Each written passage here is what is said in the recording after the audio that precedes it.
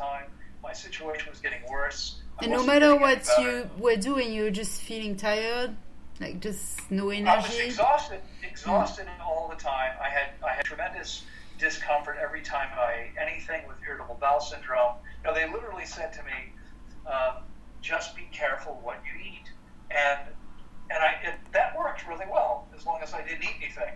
And interestingly, that was eventually my salvation. Eventually, I looked around and I realized that every species on the planet fasted when it wasn't well enough. And medicine wasn't helping me. It was just making me worse. And I thought, okay, I'm going to try fasting. Now, I grew up with some exposure to fasting. Jewish, but only on my parents' side, right? Both parents. So it's a little joke. But we fasted 1 day a year. Day of Atonement, Yom Kippur. So like a cleansing. How long is that? Just 1 day? 1 day. Oh, okay. I was used to fasting 1 day, 1 day per year. And I knew I could do that. But I honestly did. I came across a book by a guy who'd been dead for 65 or so years, who was talking about people going weeks without eating anything. And yeah, a lot of Muslims do that. They have like 4 or 5 days in a row. Yeah. Right. Well, at the time, I'd never heard of anyone going more than 1 day, and this guy was talking about people going weeks without eating. And so a good way to lose weight. Yeah. He made a compelling case, but I wasn't sure I could believe it. So I decided to try. And what I did was, I thought I'd work my way up. So at first, I thought I'd try 2 days because I knew I could do 1. I'd never done 2. I didn't know if I could survive 2. I parked myself close to the refrigerator just in case, and I went ahead and tried 2 days. And I survived 2 days, and then I went 4 days, and then I went 8 days. And I worked my way up until I was fasting weeks at a time with only water, nothing else, only water. And what happened was everything changed. It was amazing. So what happened? I walked away from medicine. Well, I healed myself completely. And now I also realized at the time, so after I gave up on medicine, I didn't know where else to turn. I thought, well, maybe I need to go back to nutrition. And I say going back to it because I had kind of unusual, but I'd grown up in the U.S. and I'd started studying nutrition at the age of 15. Why? Well, because in my 14th year, I grew 10 inches, 25 centimeters, without gaining a pound. Right? So I'm at the point in my life where hormones are starting to kick in and I'm really wanting girls to find me attractive, and I look like a stick. Oh, wow. Okay? And so I thought to myself, maybe if I study nutrition and learn how to eat better, I can figure out how to put on some muscle. And so I started studying nutrition. I started studying nutrition for a couple of years at that age. And then I'd learned a lot, but I kind of forgot much of it in high school and college. I wasn't paying so much attention. I was still eating much better than I did those first years that I had money available and was buying all the crap. I was doing better than that. But yeah, we all have a periods, like these periods where we just don't want to pay attention. Yeah. That's right. Well, I was focused on other things like having fun, partying, etc.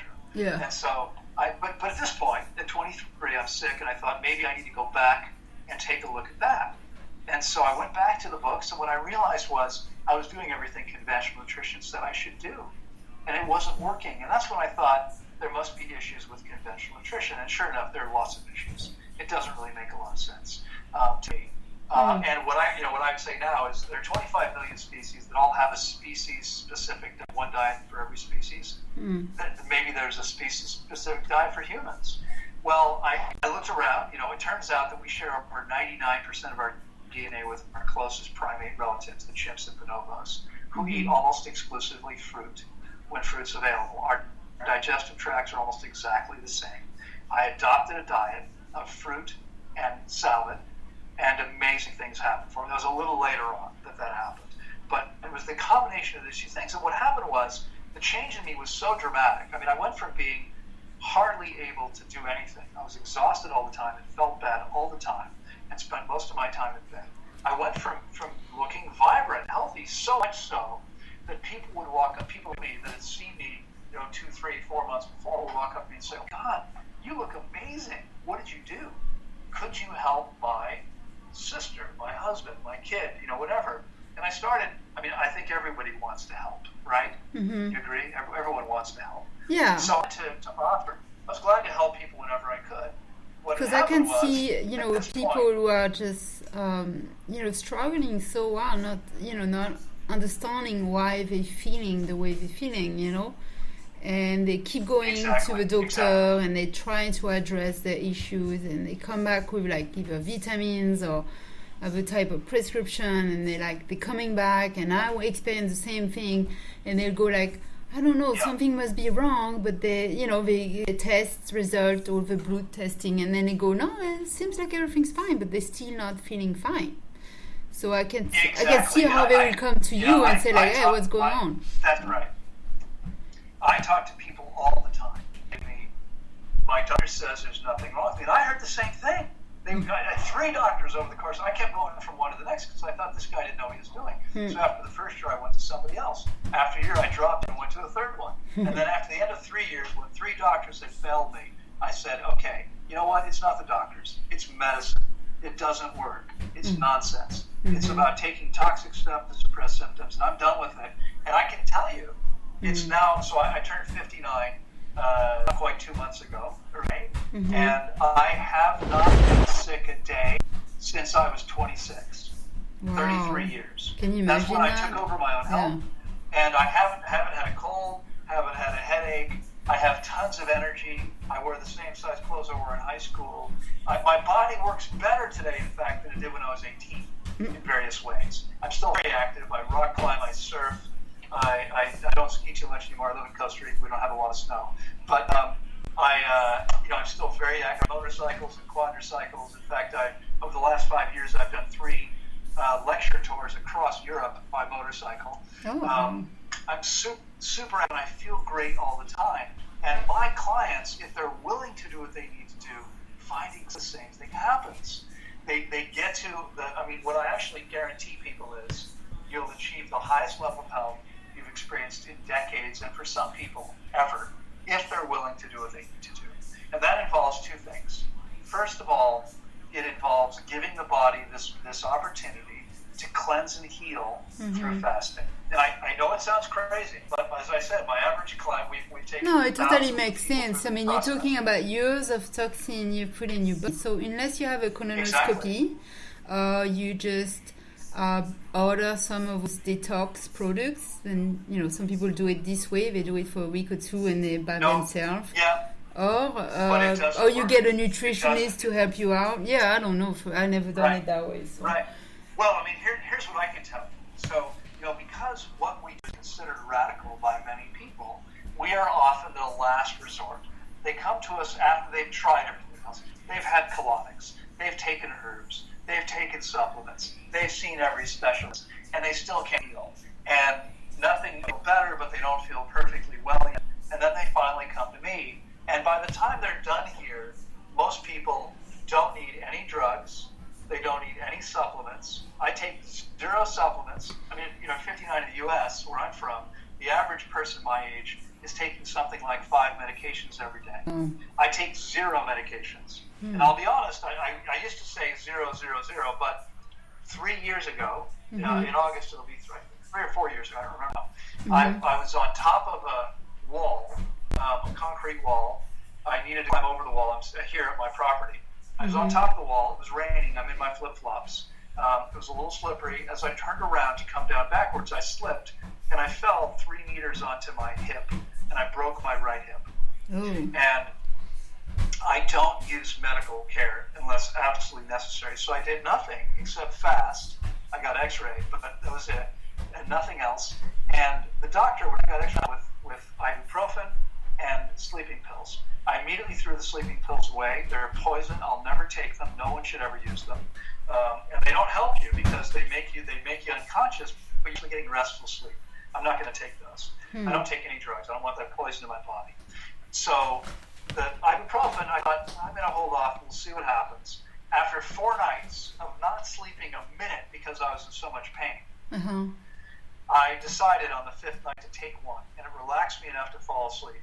And the 6th night, I took 1 more, and then I threw the rest away.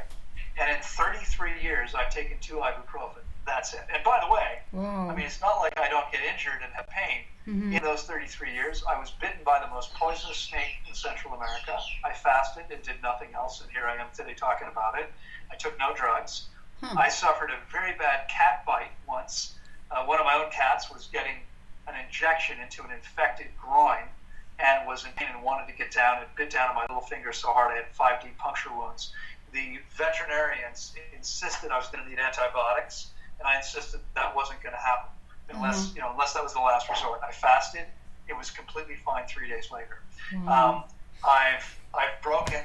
Are you ready? I've broken 7 fingers, 2 of them twice, 2 toes, 2 ribs, both knees. Well, as I said, I rolled a quadricycle. I've had surfing, rock climbing, slamming into a cliff wall after falling. Fortunately with ropes.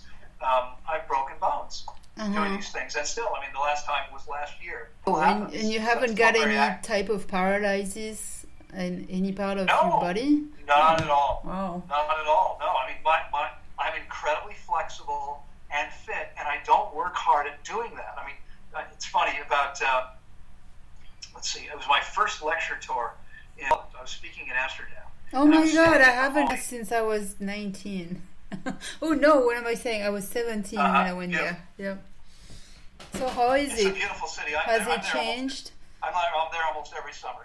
It's beautiful. I'm there almost every someone speaks English. But it was my first time speaking there. And I was probably almost 20 years ago. I was on a lecture. I spoke that tour in the UK and Holland. I did a bunch of events in the UK, and then I went to Holland. And I was staying at the home of a couple. He was 65 and had been teaching since he was 18. And his wife was Dutch. He was of Indian descent. And so the next morning after I arrived, he taught a yoga class. And so we all went to this yoga class together. There was also a young woman from Finland who'd come to hear me speak because she wanted to host events in Finland, which we did the following year. But we all went to this yoga class together, the 4 of us, and everyone was surprised, including me, that I could do things he couldn't do. Right? This guy had been practicing yoga every day since he was 6 years old and been teaching it for 40 years. More than 40 years. I could do things he couldn't do. And he asked me if I practice yoga, and I said yes, religiously. Easter, Christmas, Halloween. Like 3-4 times a year I'll do yoga. That's it. I used to practice a long time ago. Now I'm so busy I don't really have time for that. But what I found is that by keeping the body healthy and hydrated is really a key. Yeah, nutrition is a huge key. Yeah, very important. Well, I'll tell you a very quick story. So when we moved to Central America, I moved my company, the Tanglewood Wellness Center is 23 plus years old. We moved out of the U.S. to Central America 15 years ago. Okay. In fact, next week it'll be 15 years that we moved. Was it because of the price? Because it was cheap to buy there? No, it's because I live on fruit. I like to surf. I hate long pants and shoes. So it made sense to me to live in Costa Rica. Oh, okay. So I live in Costa Rica. I never wear shoes. I wear flip-flops every day. I'm in shorts almost every day. Okay. I have 135 varieties of fruit growing on property so far. We have. This is just how it's much more laid back here. This is how I choose to live. I'm not interested in tropics. Cities, in fact, I would say we are tropical animals. Right? We're tropical. We started in sub-Saharan Africa, and even today, we're smart enough. Where did you grow up, Vanessa, if I may ask? I grew up in France, In France? Okay. Yeah, in a small village. I know France. It's a beautiful country. I know France. I've been there many times. But I think it's safe to say that you do not want to live in your birthday costume, that is without clothing, outside in France 12 months of the year. Yeah, it's too cold in there. The only place on the planet we can survive 12 months of the year naked is in the tropics. We're tropical animals. It's never changed. We create a micro-tropical climate inside of our clothing. We have to, because to stay healthy, we have to maintain that kind of body heat. Yeah, and old days, they didn't wear much clothes to survive. When they were hunting and living in caves and stuff. That's right. We had even then.